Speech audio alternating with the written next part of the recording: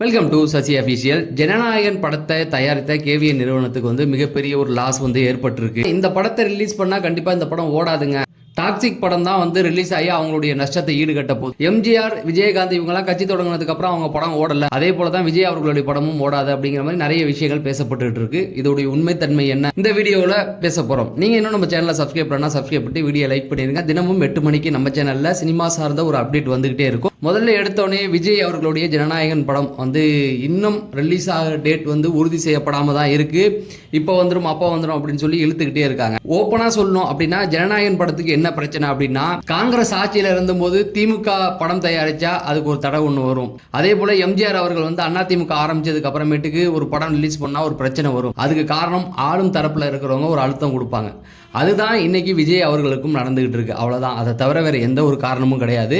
அதுக்கு சப்பக்கட்டு நிறைய கட்டிக்கிட்டு இருக்காங்க. சரி, இப்ப ஜனநாயகன் படத்தை தயாரிச்சவங்களுக்கு நஷ்டமா அப்படின்னு கேட்டீங்க, ஏதோ ஒரு சில இடங்களுக்கு அவங்களுக்கு நஷ்டமாறதுக்கு வாய்ப்புகள் இருக்கு. அது படம் ரிலீஸ் ஆகிற வரைக்கும் தான். ரிலீஸ் ஆகி படம் வசூல் அடிச்சிருச்சு அப்படின்னா அந்த லாஸ் சரி செஞ்சிடலாம் அப்படிங்கிறது தான். பட தயாரிப்பு நிறுவனங்கள்லாம் இப்போ யாருமே சொந்த காசை எடுக்கிறது கிடையாது. எல்லாமே பெரிய ஹீரோக்கள் படம் அப்படின்னு சொன்னால் ஒரு வட்டிக்கு அப்படிங்கிற மாதிரி தான் போகும். ஃபினான்சியர் பணம் கொடுப்பாங்க, அதை கடன் வாங்கி தான் பண்ணுவாங்க. இதனால அவங்களுக்கு லாபம் தான் அடைவாங்க. ஏன்னா இப்போ ஒரு 100 கோடி கடன் வாங்குறாங்கன்னு வச்சிங்களேன், அதுக்கு வட்டி மட்டும்தான் அவங்க கட்டணும். ஏன்னா வட்டி கட்டினதுக்கு அப்புறமேட்டுக்கு அந்த படத்தை எடுத்து ரிலீஸ் ஆகும்போது அது ஒரு 100 கோடி ஒரு 500 கோடி அந்த படம் வசூல் பண்ணுச்சு அப்படின்னு பார்த்தீங்கன்னா இவங்களுக்கு அது ஒரு பெரும் லாபமாக தான் இருக்கும். ஏன்னா கையிலேருந்து பணத்தை அவங்க எடுக்கல, அது வெளியிலேருந்து வாங்கி வெளியிலேயே வட்டியும் அடைச்சி அதில் அசலும் கொடுத்துட்டு வட்டி அசல் அதெல்லாம் முடிச்சுட்டு அவங்க கையில் ஒரு லாபம் இருக்கு இல்லையா. அந்த மாதிரி தான் எல்லா பெரிய ஹீரோக்களுடைய படங்களுக்கும் இன்னைக்கு படம் போயிட்டு இருக்கு. அப்படிதான் இந்த படமும் போயிட்டு இருக்கு. இதுல என்ன பிரச்சனை ஆகும்னு பாத்தீங்கன்னா, இங்கே ஒரு இடத்துல அவங்க வட்டி கட்டுறது கொஞ்சம் வட்டி கட்டிட்டு இருக்காங்களா, அது கொஞ்சம் அவங்களுக்கு கஷ்டமா இருக்கும்.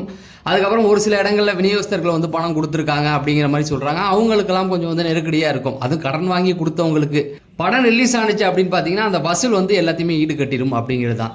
சரி, இப்போ ஜனநாயகன் படம் ஓடுறதுக்கு வாய்ப்பு இல்லை அப்படிங்கிற மாதிரி நிறைய செய்திகளை பார்க்க முடியும். சிலர் சொல்லுவாங்க இது ஆளும் தரப்புனால கொடுக்கப்படுற ஒரு பொய்யான செய்தி அப்படிங்கிற மாதிரி சொல்லுவாங்க இல்லையா. அதே போல எம்ஜிஆர் தொடங்கினப்பையும் சரி, விஜயகாந்த் தொடங்கினப்பையும் சரி, இந்த மாதிரியான பிரச்சனைகள் வந்திருக்கு. அந்த பிரச்சனைகள் என்னென்ன அப்படிங்கிறதையும் பார்த்துருவோம். எம்ஜிஆர் அவர்கள் அதிமுக தொடங்கின உடனே அவருக்கு படம் ஓடலையான்னு கேட்டிங்கன்னா அவருடைய படங்கள் ஓடிட்டு இருந்தது. அவருக்கு சரியா வரவேற்பு அடையாத ஒரு படம் என்ன அப்படின்னு பார்த்தீங்கன்னா, அவர் சிஎம் ஆனதுக்கு அப்புறமேட்டுக்கு ஒரு படம் ரிலீஸ் ஆனிச்சு. அப்போ அந்த படம் ஓடலை, சரியா வரவேற்பு பெறல. ஓடலன்னு சொல்ல முடியாது, சரியா வரவேற்பு பெறல அப்படிங்கிறது தான். என்ன காரணம் அப்படின்னு பார்த்தீங்கன்னா, அன்னைக்கு எம்ஜிஆர் அவர்கள் ஆட்சிக்கு ஏறும்போது கிட்டத்தட்ட 60 வயசை தொட்டுட்டாரு. அவருடைய ரசிகர்களுக்கும் சராசரி அவருடைய வயசு இருந்தது. குறைஞ்சது எல்லாருமே 50 வயசு அந்த மாதிரியான காலகட்டங்களில் தான் எல்லாருமே இருந்தாங்க. ஏன்னா அவங்களுடைய நோக்கம் அவர் சிஎம் ஆகணும் அப்படிங்கிற ஒரு பெரும் கனவு. அந்த ஆசை தீர்ந்ததுக்கு அப்புறம் அவர் நடிக்க வர போறது இல்லை அப்படிங்கிறதுனால அது சரியா வரவேற்பு அடையல. அதே போல விஜயகாந்த் அவர்கள் தேமுதிக ஆரம்பிச்சதுக்கு அப்புறமேட்டுக்கு அவருடைய படங்கள் வரவேற்பு அடையல அப்படின்ற மாதிரி சொல்லுவாங்க. கட்சி தொடங்கினால அப்படிங்கிற மாதிரி விஜயகாந்துக்கும் அதே நிலைமை தான். அவர் கட்சி தொடங்கும் போது அவருடைய ரசிகர்களுக்கும் சராசரி அவருடைய வயசு தான், குறைஞ்சது 40 வயசுக்கு மேலே தான் இருந்தாங்க. ரெண்டாவது, விஜயகாந்த் அவர்கள் சினிமா விட்டு போகும்போதே அவருக்கு ஒரு குறிப்பிட்ட கட்டத்துக்கு மேலே அவருடைய படங்கள் சரியாக வரவேற்பு அடையல. கடைசியாக சொக்கத்தங்கம் ஒரு பேர் சொல்கிற படமாக இருந்தது. அதுக்கப்புறம் எல்லாமே ஆவரேஜாக தான் போயிட்டு இருந்தது. விஜயகாந்தோடைய கணக்கு எடுன்னு பார்த்தீங்கன்னா பசங்களுக்கு பிடிக்கிற மாதிரி ஆக்ஷன் ரோலை தான் அந்த டைமில் பண்ணிட்டு இருந்தாரு. ஆனால் விஜய் சாருக்கு அந்த நிலைமை இருக்கா அப்படின்னு கேட்டிங்கன்னா கண்டிப்பாக கிடையாது.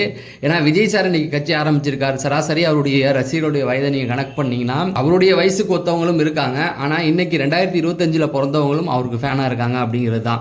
யங்ஸ்டர்ஸ் நிறைய பேர் அவருக்கு ரொம்ப சப்போர்ட் பண்ணிட்டு இருக்காங்க. இன்னும் நிறைய பேர் என்ன சொல்கிறாங்கன்னா, அவர் நடிக்கணும் அப்படிங்கிற மாதிரி தான் கேட்டுக்கிட்டு இருக்காங்க. கட்சி ஆரம்பித்தா அது பாட்டுக்கு போட்டு சார் நீங்கள் நடிங்க அப்படிங்கிற மாதிரி கேட்குறவங்களும் நிறைய பேர் இருக்காங்க. அதனால கட்சி தொடங்கினா ஜென்ரல் ஆடியன்ஸ்லாம் பார்க்க மாட்டாங்க, அந்த தரப்பில் உள்ளவங்க வேற கட்சியில் உள்ளவங்களாம் இவங்க பார்க்க மாட்டாங்க அப்படிங்கிற மாதிரி சொல்லுவாங்க. ஒருவேளை விஜயகாந்த் அவர்களுக்கும் எம்ஜிஆர் அவர்களுக்கும் அது நடந்திருக்கலாம். ஆனால் விஜய் சாருக்கு அந்த நிலைமை கிடையாது அப்படிங்கிறது தான். ஏன்னா விஜய் சாருடைய ஃபாலோவர்ஸ், விஜய் சார் படம் வந்துச்சுன்னா எல்லா தரப்பு ஆடியன்ஸும் பார்ப்பாங்க அப்படிங்கிறது தான். முக்கியமாக யங்ஸ்டர்ஸ் எல்லாருக்குமே அவர் ரொம்ப பிடிச்சிருக்கு இல்லையா. அவங்க போதாதான் தேட்டரில் அதகளை பண்ணிட மாட்டாங்களா. அப்புறம் அவருடைய தொண்டர்கள் இருக்காங்க, ரசிகர்கள், இப்படி நிறைய பேர் இருக்கனால கட்சி தொடங்குறதுக்காக அந்த படம் ஓடாது அப்படிங்கிறது கணக்கு கிடையாது அப்படிங்கிறது தான். அது இல்லாமல் விஜய் சாருடைய கடைசி படம்னு அறிவிச்சிருக்காரு. அதனால விஜய் சாருடைய அந்த படம் லாஸ் ஆகிறதுக்கும் வாய்ப்பு கிடையாது. படம் கண்டிப்பாக ஓடும் அப்படிங்கிறது தான். ஏன்னா அந்த படத்தோடைய அந்த ஒன்லைனே பார்த்தீங்கன்னா சக்ஸஸ்ஃபுல் தான். ஏன்னா இந்த படம் தெலுங்குல எப்பவுமே பாலகிருஷ்ணனோட படங்கள் ஆவரேஜா போற படம் தான்.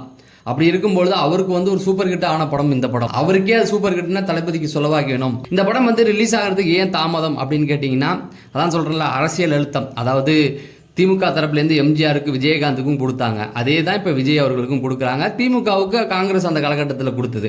இந்த மாதிரியான விஷயங்கள் வந்து தொடர்ந்து நடக்கிறது சகஜம்தான். ஆனால் எலெக்ஷனுக்கு முன்னாடி இந்த படம் ரிலீஸ் ஆகுமா அப்படின்னு கேட்டிங்கன்னா, எலெக்ஷன் தேதி அறிவிக்கிறதுக்கு முன்னாடி இந்த படம் வந்து ரிலீஸ் ஆகிடுச்சுன்னா ஆளும் அரசுக்கு இது மிகப்பெரிய பலவீனமாக இருக்கும். ஆளும் அரசுக்கு இது ஒரு டஃப் கொடுக்கும். ஏன்னா அதில் அந்த அளவுக்கு அரசியல் பேசியிருக்காங்க, விமர்சனம் பண்ணியிருக்காங்க. அதனால் ஆளும் அரசை வந்து என்ன பண்ணுவாங்க அப்படின்னா, அதை தடுத்து நிறுத்த தான் ட்ரை பண்ணுவாங்க. ஏன்னா எலெக்ஷன் டைமில் யார் ரிஸ்க் எடுத்துக்கிட்டு அப்படிங்கிற மாதிரி. ஒருவேளை எலெக்ஷன் தேதிக்கு அப்புறம் இந்த படம் ரிலீஸ் ஆனிச்சுன்னா அப்படின்னா, இது வந்து அந்த படத்துக்கு ரொம்ப பெரிய சிக்கலை கொடுத்துரும். வசூல் வந்து பெரிய அளவில் எடுக்க முடியாது. ஏன்னா ஏதாவது ஒரு கட்சி வந்து தேர்தல் ஆணையத்திட்ட போய் எங்களை வந்து ரொம்ப தரக்குறைவாக விமர்சனம் பண்ணியிருக்காங்க, ஆதாரம் இல்லாமல் இப்படி பேசியிருக்காங்கன்னு ஒரு கேஸ் போட்டால் தேர்தல் ஆணையம் என்ன பண்ணுன்னா, எலெக்ஷன் முடிகிற வரைக்கும் இந்த படத்தை தடை பண்ணுறோன்னு தடை பண்ணிடுவாங்க. அப்போ தலைவா படத்துக்கு நடந்ததில் ஒரு 2 நாள் ஓடிட்டு நிறுத்திட்டா அது லாஸ்ட் தானே, அந்த மாதிரி நடக்கிறதுக்கு வாய்ப்பு இருக்குது. அப்போ கோர்ட்டு தீர்ப்பெல்லாம் இப்போ அந்த டைமில் எடுப்படாது. ஏன்னா தேர்தல் ஆணையம் வந்ததுக்கு அப்புறமேட்டுக்கு அவங்க வந்து அதை அலோவ் பண்ண மாட்டாங்க. எலெக்ஷன் முடிஞ்சு நீங்கள் என்ன வேணால் பண்ணீங்கன்றவாங்க.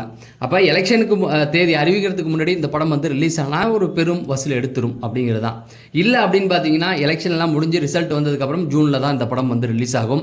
அப்போ வரவேற்பு அடையாதா அப்படின்னு கேட்டிங்கன்னா, அந்த டைமில் இப்போ இருக்கிற ஒரு சில எதிர்பார்ப்புகள் இருக்குல்ல, இந்த அரசை விமர்சனம் பண்ணுறது, அந்த மாதிரியான நிறைய விஷயங்கள் இருக்கு இல்லையா. விஜய் சாருடைய மேடைகள்லேயே அவர் சொல்லிட்டார், நமக்கும் திமுகவுக்கும் தான் போட்டி அப்படின்னு. அந்த ஒரு எதிர்பார்ப்பு இருக்கும்போது இந்த படமும் வந்து அதை நோக்கி சில கருத்துக்கள் உள்ளே வச்சுருக்காங்க.